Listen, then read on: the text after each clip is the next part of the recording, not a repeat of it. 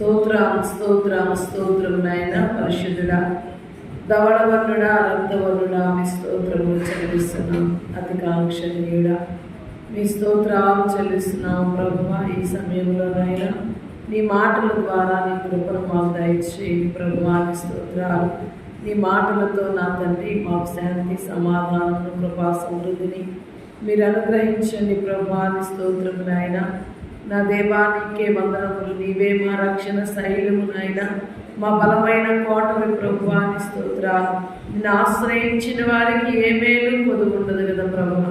ఈ సిద్ధపాటు పడవలసిన ఈ కోరికలో నాయన ఎవరితో మీరు ఏం మాట్లాడాయన్నారో ప్రభు ప్రతి ఒక్కరిని బలపరిచి మాట్లాడి మమ్మల్ని తృప్తిపరచండి ప్రభువా. నీ స్తోత్రము నాయన. నీ రక్త మాంసములను ప్రభువా తీసుకున్నకు సిద్ధపరచుకుండగా నాయన ప్రతి వారి హృదయమును మెత్తన చేసి నా తండ్రి ఏ విషయంలోనైనా మిమ్మల్ని ఆయాస పెట్టి దుఃఖ పెడితే దయతో క్షమించి నీవే మాతో మాట్లాడి బలపరచమని యేసు నామమును బట్టి అడిగి వేడుకుంటున్నాం తండ్రి. ఆమేన్. చూద్దాము పరిశుద్ధ లేఖనముల నుండి దేవుని వాక్యాన్ని. యెషయా గ్రంథము 55వ అధ్యాయము. యెషయా గ్రంథము 55వ అధ్యాయము 13వ వచనం చదువుదాం.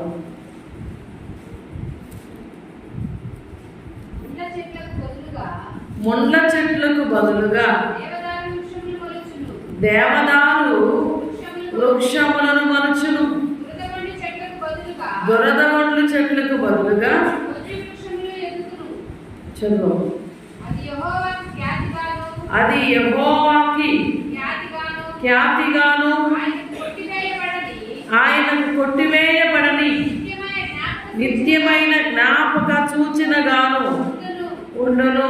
దేవుని వాక్యాన్ని మనం జ్ఞాపకం చేసుకున్నట్టయితే ఒకప్పుడు రక్షణ లేని వారముగా ఉన్న మనము, దేవుడంటే తెలియని వ్యక్తిగా ఉన్న మనము, దేవుని పేరు మాత్రమే తెలుసుకున్న వారముగా ఉండి దేవుని మహిమపరిచే విధానం తెలియకున్న మనము, దేవుడు అంటున్నాడు ముండ్ల చెట్లకు బదులుగా దేవదారు వృక్షములకు మొలిపించదను, దురదగొండ్ల చెట్లకు బదులుగా నేను గంజి చెట్లను మొలిపించదను అంటున్నాడు. మిమ్మల్ని నేను ఒకప్పుడు ముండ్లుగా ఉన్న అనేకులకి అనేక విధములుగా ఇబ్బందికరముగా ఉన్న మిమ్మల్ని దేవదారు వృక్షము, దేవదారు వృక్షాలతో భక్తులు దేవాలయాలు కట్టారు.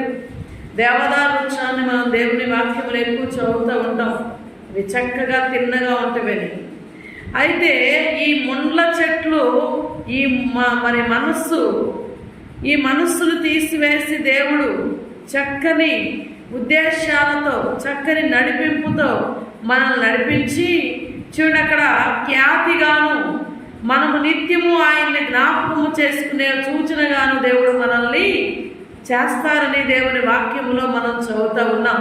అందుకే దేవుని వాక్యంలో మనం జ్ఞాపకము చేసుకున్నట్టయితే ఆయన్ని జ్ఞాపకము చేసుకోవాలి. ఈ యొక్క సిద్ధపడవలసిన సమయంలో ఆయన ఏ రీతిగా మన కొరకు ప్రాణం పెట్టారో, ఏ రీతిగా ఆయన చనిపోయి తిరిగి లేచారో, ఏ రీతిగా మనకు రక్షణ కలిగించారో, ఒకప్పుడు ముండ్ల పదగా ఉన్న మనము, ఒకప్పుడు దురదగొండి చెట్లుగా ఉన్న మనల్ని, భయంకరమైన అనేకులకి ఆటంకంగా ఉన్న మనల్ని దేవుడు చక్కగా ఆయన కృపలో మనల్ని నడిపించారో మనం జ్ఞాపకం చేసుకోవాలి.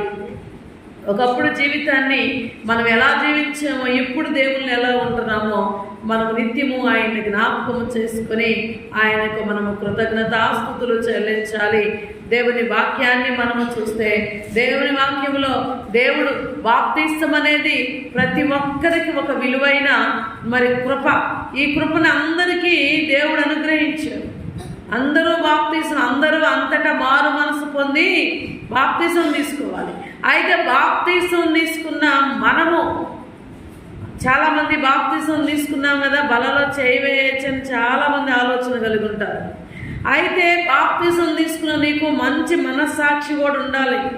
బాప్తిసం తీసుకున్నాను కదా, చెడు పనులు చేస్తా, మరి అనేక విధాలుగా చెడు ఆలోచనలతో జీవిస్తా, బల్లారాధనలో చేతులు వేస్తే అవి మనకు ఆశీర్వాదకరముగా ఉండదు. ఆశీర్వాదకరంగా ఉండాలి అంటే దేవుడు నిన్ను ఏ స్థితిలో నుండి ఏ స్థితికి తీసుకొచ్చాడో నీవు ఆలోచించి రక్తమాంసాల్లో నువ్వు పాలిభాగస్తులుగా ఉండాలని దేవుని వాక్యం సెలవిస్తూ ఉంది.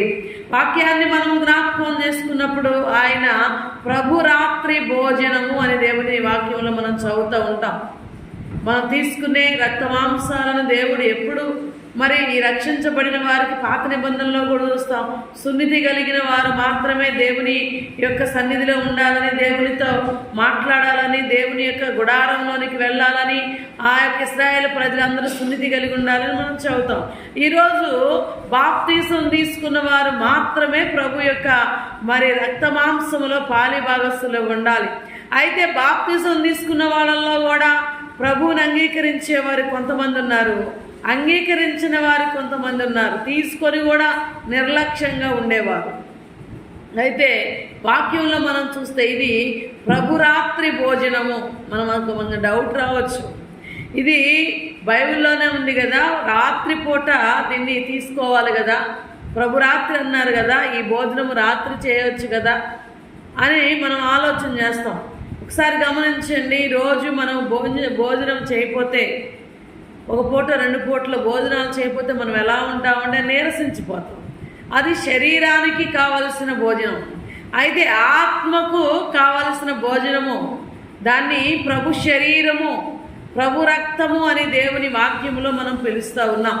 అయితే విశ్వసించాలి, దేవుడు రక్తమాంసాలను నీకు ఇవ్వడానికి ఆయన ఎంతగా త్యాగం చేశారో నువ్వు ఎంతగా జ్ఞాపకం చేసుకోవాలో నువ్వు దేవుని సన్నిధిలో జ్ఞాపకం చేసుకోవాలి. అయితే వాక్యంలో మనం చూస్తూ ఉన్నాం ప్రభు రాత్రి భోజనము. మనకు వచ్చే డౌట్ లేనిది రాత్రి తీసుకోవచ్చని. అయితే క్రైస్తవుడికి సమయము లేకపోతే మంచిది లేకపోతే ఇంకా మంచి గడియలు ఇవన్నీ ఏముండవు. ప్రభురాత్రి భోజనం అని ఎందుకన్నారంటే అక్కడ బైబిల్లో మరి యేసుక్రీస్తుని సిలువేసే సమయాలవి. సిలువేసే సమయాల్లో వాళ్ళతో అందరితో కలిసి భోజనం చేయటానికి వాళ్ళందరినీ దేవుడు అక్కడ కూడుకున్నారు, వాళ్ళందరినీ పిలిచారు. వారితో ఆ రాత్రి విందులో కూర్చున్నారు భోజనం చేయటానికి. ప్రభు వారిని బలపరచడానికి పిలిచారు కాబట్టి దాన్ని ప్రభు రాత్రి భోజనం అన్నారు. ఈరోజు ఆయన వెళ్ళిపోయారు, ఆత్మగా మన మధ్య సంచరిస్తున్నాడు. రాత్రి భోజనం చేయాలనే ఆలోచన ఏం లేదు, లేకపోతే ఫలానా టైం అని బైబిల్లో ఎక్కడా లేదు. కాబట్టి మరి వాక్యాన్ని రాత్రి చేసినా పగలు చేసినా నియమముతోనూ ఖచ్చితమైన మనస్సుతోనూ మనస్సాక్షి కలిగిన హృదయంతోనూ బల్లలో చేయి వేయాలని దేవుని వాక్యం సెలవిస్తూ ఉంది. అలా వేస్తే వాక్యంలో మనం చదువుకున్నాము. మొదటి మాట, మొండ్ల తుప్పుగా ఉన్న నీవు, దొదగొండిగా ఉన్న నీవు, దేవుడు ఎలాగ నిన్ను ఏ స్థితిలో నీకు తీసుకుని వచ్చాడో మరి మనం చదువుకున్నాం. అందును బట్టి దేవుణ్ణి మనము జ్ఞాపకం చేసుకోవాలి. అయితే ఈ రక్తమాంసాలు తిన్నవాళ్ళు ఎలాగా దేవుని సన్నిధిలో దేవుని కృపను పొందుకుంటారో కూడా దేవుని వాక్యంలో మనం చూద్దాం. యోహాను సువార్త 6వ అధ్యాయము 52వ వచనాన్ని మనం చదువుదాం. యూదులు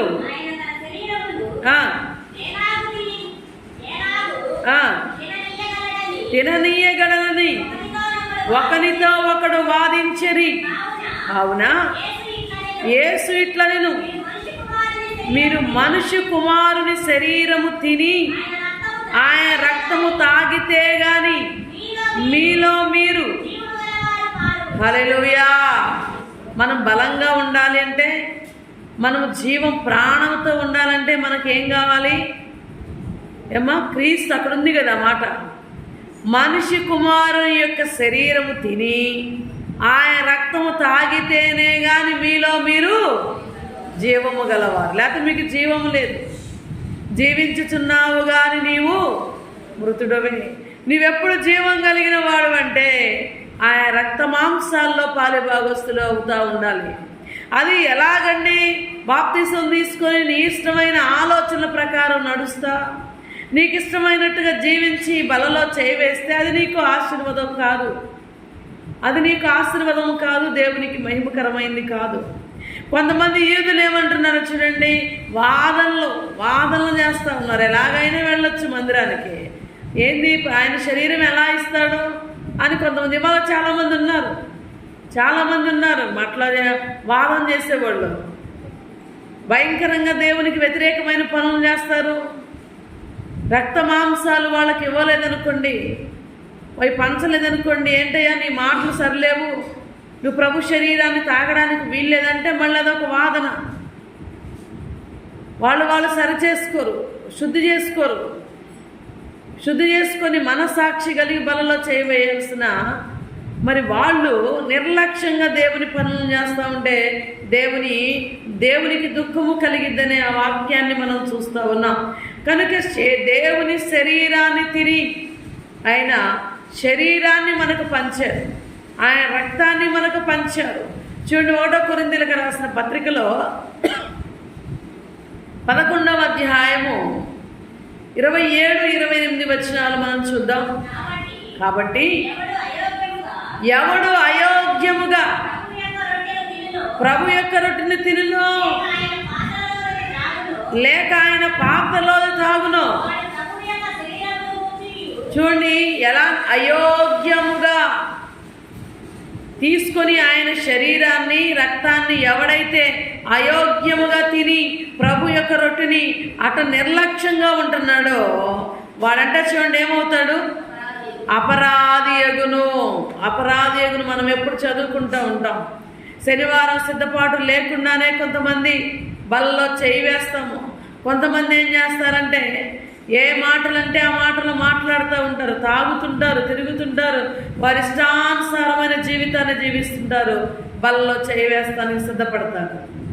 అయోగ్యముగా ఆ యొక్క ప్రభు శరీరాన్ని ప్రభు యొక్క రక్తాన్ని పానం చేస్తారని 28 కూడా చదువు అక్కడ అంటాడు. కాబట్టి ప్రతి మనుష్యుడు తనను తను పరీక్షించుకునవలెను, అలాగ చేసి ఆ రొట్టెని తిని ఆ పాత్రలోది తాగాలి. అది మామూలుగా మనం కూడా ఆ యొక్క గోధుమ పిండి కొనుక్కొని రొట్టె చేసుకొని తినచ్చు, లేదా ద్రాక్షారసాలు తెచ్చుకొని తాగొచ్చు. కానీ అలా తాగి అలా తింటే అది దేవుని శరీరము దేవుని రక్తము కాదు. అది ఎలాగంటే దేవుని వాక్యంలో మనము జ్ఞాపకము చేసుకోవాలి. మరి సమాజ కూటముగా దేవుని సన్నిధిలో కూడి ఆయన రక్త మాంసములు పాలిభాగస్థులమవుతా మనసాక్షి కలిగిన వారమై దేవుని ఎదుట మనం ఉండాలని దేవుని వాక్యాన్ని మనం చూస్తూ ఉన్నాం. తనను తానేం చేయాలంట చెప్పండమ్మా? పరీక్షించుకోవాలి. పరీక్ష లేకుండా నేను చేసుకోగలను, నేను తినగలను, నేను ఇలా చేయగలను అని చాలామంది నిర్లక్ష్యంగా చేస్తూ ఉంటారు. కానీ వాక్యం ఏమి సెలవిస్తుందంటే ప్రతి మనిషి కాబట్టి మనుషుడు తను పరీక్షించవలను.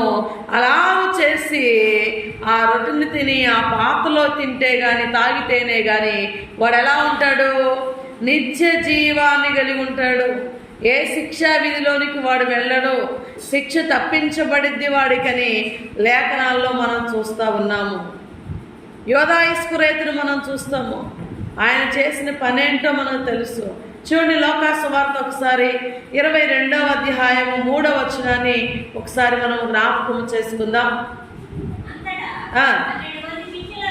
అంతటా 12 మంది శిష్యుల్లో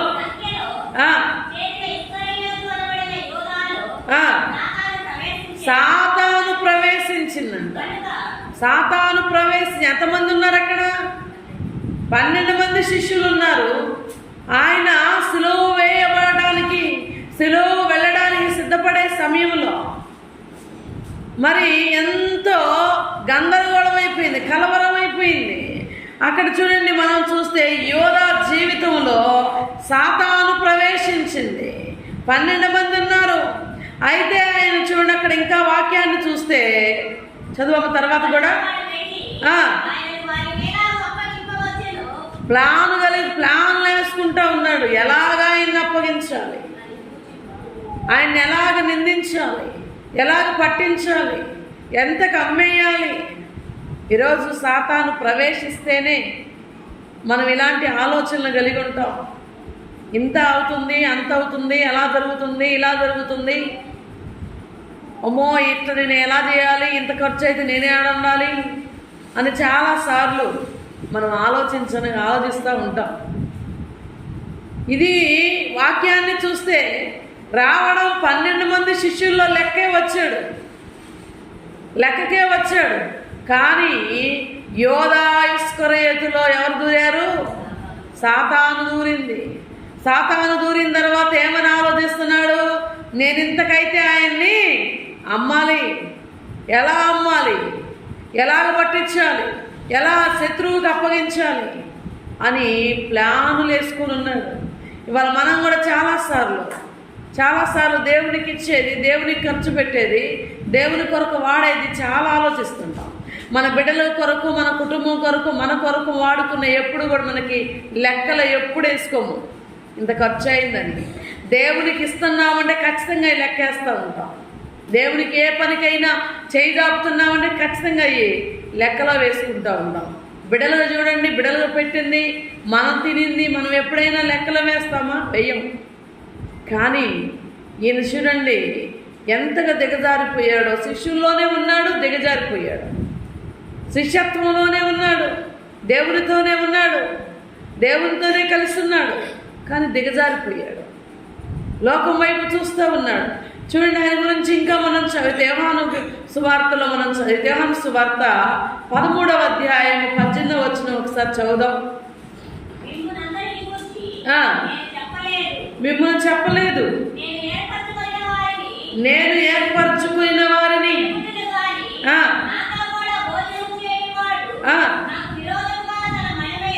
చూడండి, నాతో కూడా భోజనం చేసేవాడు ఏం చేస్తున్నాడంట? విరోధుడై ఉన్నాడు, విరోధంలో మడిమెత్తి ఉన్నాడు. బల్లో చేస్తున్నావు, తిరుగుబాటు చేస్తున్నావు, బల్లో చేస్తున్నావు, నిర్లక్ష్యంగా ఉంటున్నావు, బల్లో చేస్తున్నావు, వ్యతిరేకంగా ఉంటున్నావు, బల్లో చేస్తున్నావు, దేవునికి అనేకమైన దుఃఖపరిచే కార్యములు జరిగిస్తున్నావు. ఎలాగండి? ఆయనతోనే భోజనం చేస్తున్నాం. ఇది ప్రభు శరీరము, ఇది ప్రభు రక్తము, ప్రభు అని మనం జ్ఞాపకం చేసుకుంటున్నాం. అయినను నీవు నీ అలవాట్లు మానుకోలేదు, మడమెత్తుతూ ఉన్నారంట. వాక్యాన్ని చూడండి, అక్కడ ఏ స్థితిలో ఉంటున్నామో, ఏ స్థితిలో, ఏ పరిస్థితుల్లో మనము దేవునికి దూరస్తులం అవుతున్నామో మనము ఆలోచించాలి. అక్కడే మనం చదివితే 21 మనం చదువుకుంటా వెళ్తే చూడండి, ఆయన కొంతమందిని అక్కడ పిలిచి వారితో ఏం మాట్లాడుతున్నాడా?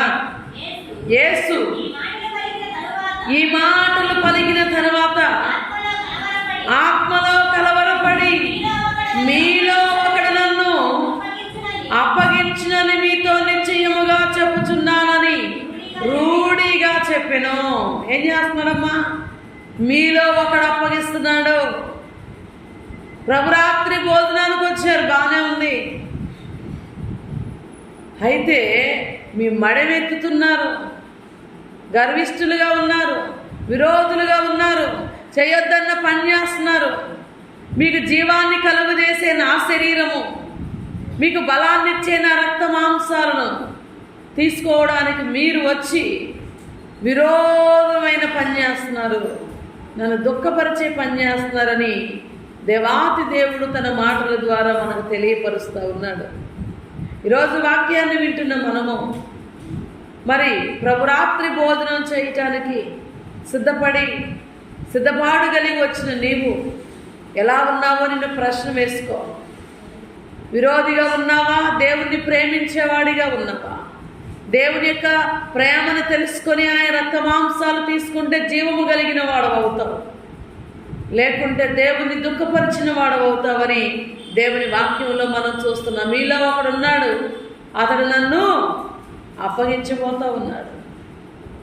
చూడండి, వాక్యంలో మనం చూస్తూ ఉన్నాము, మీలో ఒకడు నన్ను అప్పగిస్తూ ఉన్నాడు. అక్కడ ఉన్న 12 మంది భుజాలు అడుగుతున్నారు, ఎవరు ప్రభా ఎవరు? ఈరోజు కూర్చున్న మనమందరము ఆలోచించాలి. ప్రభువుని అప్పగించే గుంపులో ఉన్నావా? పరిపూర్ణంగా దేవుని యొక్క రక్త మాంసాలు తీసుకొని జీవములోనికి వెళ్తా ఉన్నావా? నువ్వు పరీక్షించుకొని దేవుని వైపు చూస్తే దేవునికి నువ్వు మంచి కృతజ్ఞత కలిగిన వాడవై ఉంటావు, దేవుని ప్రేమని పొందుకున్న వాడిగా ఉంటావని వాక్యంలో మనం చూస్తున్నాం. అయితే ఈయన్ని మనం చూస్తే ఈయన ఎలాంటి వాడై ఉన్నాడో 21 మనం చదువుతా ఉంటే దేవుని మాట రూఢీగా ఉందంట. ఇంకా చదువుదాం, అక్కడ 24 కూడా చదివితే అక్కడ సైగలు చేసుకుంటా ఉన్నారంటే ఎవరు అప్పగించేది అని ఒకళ్ళొకళ్ళు సైగలు చేసుకుంటా ఉన్నారంట. అయితే యేసు ప్రభు ఈ లోపు మరి ముక్కను తుంపి నోట్లో పెట్టాడు. అక్కడ చూద్దాం 27లో అంటున్నాడు ఆ మాట. ఎప్పుడైతే ఆ మొక్కను తిన్నాడో అతనిలోకి ఎవరు ప్రవేశించారు? సాతాను ప్రవేశిస్తుంది. వాళ్ళు చాలామంది బాప్తిజాలు తీసుకోక ముందు భయంతో ఉంటారు, ఏం చెప్పినా వింటారు. తీసుకున్న తర్వాత బల్లారాధన చేసి సంఘంలో సభ్యుడిగా మార్చబడిన తర్వాత సేవకుల మీద తిరుగుబాటు, దేవుని మీద తిరుగుబాటు, ఎన్నోసార్లు దేవుని దుఃఖపెడతాం జరుగుతూ ఉంటుంది. ఆ పై వచనాలు మనం 26 చదివితే అందుకు యేసు నేను ఒక ముక్క ఎవరికి ఇచ్చిదనో వాడే అని చెప్పి ఒక ముక్క ముంచి వాడు ఆ ముక్క పుచ్చుకొనగానే తీసుకున్నాడు. సందేహించలేదు. పాపం చేస్తున్నాం అయినా ముక్క తీసుకుంటున్నాం, వ్యతిరేకమైన పనులు చేస్తున్నాం అయినా శరీరాన్ని మనం తీసుకుంటున్నాం. దేవునికి వ్యతిరేకమైన పనులు, దేవుడు దుఃఖపరిచే పనులు. చూడండి, ముక్క ముంచగానే గబగబా తీసుకున్నాడు. ఆనందంగా ఉంది తన హృదయము. ఏ మనసుతో వచ్చి కూర్చున్నాడండి? ఆయన్ని అప్పగించాలి. ఆయన రోజు వెళ్ళే స్థలానికి వెళ్తున్నాడా లేదని తెలుసుకోవడానికి వచ్చాడు. ఇవాళ మనం ఇక్కడికి ఎందుకు వచ్చాము? ఆయన జీవాహారాన్ని తినడానికి, అది నీకు ఆత్మీయంగా శారీరకంగా జీవాన్ని కలిగించడానికి దాన్ని సిద్ధపడొచ్చామా, లేకపోతే ఏ మనసుతో వచ్చాము? కూర్చున్న 12 మంది శిష్యుల్లో దేవునికి వ్యతిరేకమైన వ్యక్తి చూడండి, నాతో కూడా భోజనము చేయువాడు నాకు విరోధిగా మడిమ ఎత్తెను అంటున్నాడు. అక్కడ 18లో నాతో కూడా భోజనం చేయడానికి వచ్చాడు, నాకు విరోధంగా ఉన్నాడు. ఇదేంటండి? బల్లో చేయి వేయడానికి వస్తున్నాం, దేవునికి విరోధంగా ఉంటున్నాం. బల్లో చేయి వేయడానికి వస్తున్నాం, సహోదరులకు విరోధంగా ఉంటున్నాం. బల్లో చేయి వేయడానికి వస్తున్నాం, సేవకులకు విరోధంగా ఉంటున్నాం. ప్రేమేది? ప్రేమ లేకుండా నువ్వు బల్లో చేయి వేస్తే, దేవునికి విరోధమైన పని చేస్తే సాతాను ప్రవేశించింది. సమాధానం లేకుండా, అందుకే దేవుని వాక్యం చెప్పేది ఎప్పుడు నీ తోటి సహోదరులతో సమాధానపడు.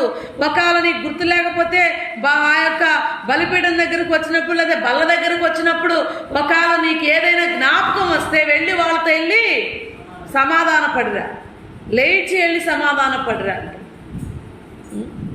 కానీ సమాధానం లేకుండా మనం బలలో చెయ్యి వేయకూడదు. ఎందుకంటే సాతాను మనల్ని ప్రేరేపించింది, గలిబిలి చేసేసిద్ది. నువ్వు మారు మనసు పొంది రక్షించబడ్డా అది నిన్ను వదలదు. ఎందుకంటే దానికి చోటిస్తే మారు మనసు పొందావు, రక్షించబడ్డావు, బాప్తీసం తీసుకున్నావు, సరైన స్థితిగతులు నీ జీవితంలో లేకుండా బల్లారాధనలో చేతులు వేస్తే ఏమంటున్నాడు? నాతో కూడా భోజనం చేస్తున్నాడు, కానీ ఏం చేశాడు? మడివెత్తుతున్నాడు. చూడండి ఎలాంటి వాడు, గర్విగా ఉన్నాడు, నన్ను అప్పగించడానికి సిద్ధపడ్డాడు, నాకు విరోధమైన పనులు చేస్తున్నాడు, కానీ నాతో పాటు బలలో కూర్చున్నాడు. కలిసి భోజనం చేస్తున్నాం అందరం. విరోధమైన పనులు చేస్తాను దుఃఖకరం. ఆలోచించండి. వాక్యంలో మనం జ్ఞాపకం చేసుకున్న కింద వచనాల్లో చూడు, అక్కడ అంటున్నాడు యేసుని అప్పగించడానికి సిద్ధంగా ఉన్నాడు, సిద్ధపడి ఉన్నాడు. కానీ వాక్యం నేను ఎలా ఉంచాలో తెలుసా? రాజుల గ్రంథంలో మనం చదివితే 1వ రాజుల గ్రంథము 19వ అధ్యాయము 8వ వచనం చదివితే ఈ వాక్యము, ఈ యొక్క ఆ శరీరము, ఆ భోజనం నీకు ఎలా ఉండాలి? బలమునిచ్చేదిగా ఉండాలి. విరోధిగాను లేకుండా మడివెత్తేదిగాను, గర్విష్ఠుడుగాను, కోపిష్ఠుడుగాను, లేకపోతే అపవాదికి మరి సొత్తుగా మారేవాడు కాదు. ఈ భోజనం సిద్ధపరచబడింది. యోధాను చూడండి, యోధ ఆ ముక్క ముంచుకున్నాడు, తినేశాడు, సాతాను దూరింది, ఇంకా ప్రశాంతంగా ఉన్నాడు అతను. యోధ ప్రశాంతంగా ఉన్నాడా? ఏం జరిగింది యోధ జీవితంలో? గలిబిలి చేసింది. నీతిమంతుడిని అప్పగిస్తున్నానే, ఇక నువ్వు జావు, నువ్వు పనికిరావు, నువ్వు జావు అని ఆయన చంపి ఆయన చచ్చేంత వరకు దుష్టుడు దాన్ని వదిలిపెట్టలేదు యోధాని. అది ప్రశాంతంగా ఉండనీదు. దేవుని మీద తిరుగుబాటు చేస్తే అపవాది ప్రవేశించి నిన్ను ఆనందంగా ఉండేదు, నిన్ను నీ జీవితాన్ని పాడు చేసింది. యోధ లేడు, ఇంకా యోధ చనిపోయాడు, తనకు తానే ఉరేసుకొని చనిపోయాడు. భయంకరమైన పరిస్థితి యోధ జీవితంలో కలిగింది. కారణం ఏంటండి? భోజనం చేయటానికి వచ్చి దేవుణ్ణి అప్పగిస్తున్నావేమో, భోజనం చేయటానికి వచ్చి దేవునికి విరోధంగా ఉంటున్నావేమో, భోజనం చేయటానికి బలలో చేయి వేయటానికి వచ్చి ఆయనకు వ్యతిరేకమైన మాటలు మాట్లాడుతున్నావేమో, మరి రక్త మాంసాలు తీసుకోవడానికి నువ్వు వచ్చి నీ ఇష్టానుసారమైన జీవితాన్ని జీవిస్తున్నావేమో. అలా జీవిస్తే దేవుడు మెచ్చడు. నాకేం పర్లేదు, నేను చాలా కరెక్ట్గా పర్ఫెక్ట్గా ఉన్నాను అని నీకు నువ్వు అనుకుని ఆ బలలో చేయి వేస్తే అది నీకు ఆశీర్వాదం కాదు. నష్టపోయాడు యోధ. చాలామంది సిద్ధపాటు ఉండరు, రేపు ఆదివారం వచ్చి బలలో చేయి వేస్తారు. కుంటోళ్ళో గుడ్డోళ్ళో అంగహీనలోనో ఏదో బలహీనలైతే సిద్ధపాటు లేకుండా ఇళ్ళ దగ్గర కూర్చుని ప్రార్థన చేసుకుని రావచ్చు. కానీ ఈ అన్ని ఆరోగ్యాలు ఇచ్చి దేవుణ్ణి ఎలా ఉంటున్నామంటే దుఃఖపరుస్తున్నాం. యోధ జీవితంలో గొప్ప తెలియని సంగతుల్లో తన జీవితం అంతా తారుమీరైపోయింది. అపవాది గొప్పగా వాడుకుంది, నాశనం చేసేంతగా వాడుకుంది. చూడండి, మనం రాజుల గ్రంథంలో చదివితే భోజనం అనేది చక్కగా చేసినప్పుడు ఎలా ఉంటామో, అతడు లేచి భోజనము చేసి ఆ భోజనపు బలము చేత, చూడండి, ఆ భోజనపు బలము చేత 40 రాత్రింబగళ్ళు ప్రయాణము చేసెను. ఈ ఆత్మీయ ప్రయాణములో నీవు చేసే భోజనం నీకు ఎలా ఉండాలి? బలమునివ్వాలి, ఆరోగ్యరీత్యా బలమునివ్వాలి, ఆత్మీయరీత్యా నీకు బలాన్నివ్వాలి. కానీ యోధా ఇస్కరియోతు భోజనం చేశాడు ఆయనతో కూర్చొని, కానీ అది అతనికి ఎలా మారింది అంటే శాపంగా మారింది. అతని జీవితమే లేకుండా పోయింది. కానీ ఈరోజు బలలో చేయవేస్తున్న మనము ఇతను భోజనం చేసిన తర్వాత ఆ భోజన బలము చొప్పున ఆయన కొన్ని దినాలు ప్రయాణం చేశాడంట. అందుకే రీఛార్జ్ అయిపోగానే మనం ఏం చేస్తుంటాము? రీఛార్జ్ పెట్టుకుంటూ ఉంటాం. కొన్ని సంఘాల్లో వారం, కొన్ని సంఘాల్లో నెలకొకసారి, కొన్ని సంఘాల్లో 2 వారాలకు ఒకసారి బలలో చేతులు వేస్తూ ఉంటారు. అంటే ప్రభు శరీరాన్ని ఎంత వినయంగా నువ్వు తీసుకుంటున్నావో. వాక్యంలో రాజుల గ్రంథంలో మనం చదివితే ఆయన భోజనము చేసి ఏమయ్యాడంట చెప్పండి అమ్మా? బలమును పొందాడు. ఈ మాట తేవడానికి కూడా మనకు ఓపిక లేదు. తినే భోజనం మనకేమి ఇవ్వాలి? బలాన్ని ఇవ్వాలి. తినే భోజనం మనకేమి ఇవ్వాలంటే జీవాన్ని ఇవ్వాలి. జీవం ఉండాలి మనం తినే భోజనంలో. విశ్వసించాలి. ప్రభు శరీరము జ్ఞాపకము చేసుకు కొరింథీయులకు రాసిన పత్రికలో మనం చూస్తున్నాం. ఇది నా శరీరము, ఇది నా రక్తము, ఇది నువ్వు జ్ఞాపకం చేసుకోవాలి. మొండ్ల తుప్పుగా ఉన్న నిన్ను ఎంత గొప్ప సరళ వృక్షముగా నిన్ను చేశాను, దేవదారు వృక్షంగా చేశాను. దురదగొడ్డిగా ఉన్న నిన్ను ఎంత మంచిగా చేశాను జ్ఞాపకం చేసుకో. నిష్ఠదరిద్రుడుగా ఉన్న నిన్ను విలువైన వాడిగా చేశానే, జ్ఞాపకం చేసుకో నీ జీవితాన్ని. ఒకప్పుడు తిరుగుబోతువి, ఒకప్పుడు తాగుబోతువి, ఒకప్పుడు భయంకరమైన పాపవేచ్ఛల్లో ఉన్నవాడివి. ఈరోజు నిన్ను ఎంత నావాడిగా చేసుకున్నాను. నువ్వు ఆయన శరీరాన్ని ఎంత జ్ఞాపకం చేసుకోవాలో ఆలోచించండి. ఆయన ఎలా మహిమపరచాలో వాక్యాల్లో మనం చదువుతూ ఉన్నాం. వాక్యంలో మనం జ్ఞాపకం చేసుకున్నట్టయితే ఆయన బలము పొంది కొన్ని రోజులు ప్రయాణం చేశాడు. ఇంకా మనం చూస్తాం ఎస్తేరు గ్రంథంలో, ఎస్తేరు గ్రంథం 5వ అధ్యాయం 4వ వచనంలో మనం చూస్తే, ఎస్తేరు చేయించిన విందు తిన్న రాజుకి మనోనేత్రం తెరవబడింది. మనోనేత్రం తెరవబడింది. అక్కడ ఇద్దరు ఒకే విందు చేశారు. రాజు విందు అదే విందు చేశాడు, హామాను అదే విందు అదే తిన్నాడు. రాజభోజనం ఏర్పాటు చేసింది, రెండు తినింది, ఇద్దరు తిన్నారు. కానీ రాజుకేమో మనోనేత్రం తెరవబడింది, హామానేమో భయంకరమైన పరిస్థితికి వెళ్ళాడు. కాబట్టి ఆలోచించండి, దేవుడు సిద్ధపరిచిన భోజనమును నువ్వు మనసారా స్వీకరించినప్పుడు అది నీకు ఆశీర్వాదకరముగా ఉంటుంది, అది నీకు మహిమకరంగా ఉంటుంది. దేవునికి మహిమ చెల్లిస్తావు. మడిమెత్తవు. నాతో భోజనం చేసేవాడు ఏం చేస్తున్నాడంట? విరోధిగా ఉన్నాడు, మడిమెత్తుతూ ఉన్నాడు, బలహీనుడైపోతున్నాడు, మరణానికి గురైపోతున్నాడు. నాతో భోజనం చేసేవాడు ఎలా ఉండాలంటే బలము నొంది ఎక్కువ దినాలు ప్రయాణం చేయాలి ఆత్మీయ యాత్రలో. ఇది దేవుని యొక్క ఉద్దేశము, దేవుని యొక్క ఉన్నతమైన కృప ఇది. అందుకే అంటాడు అక్కడ 1వ కొరింథీయులకు రాసిన పత్రిక 10వ అధ్యాయము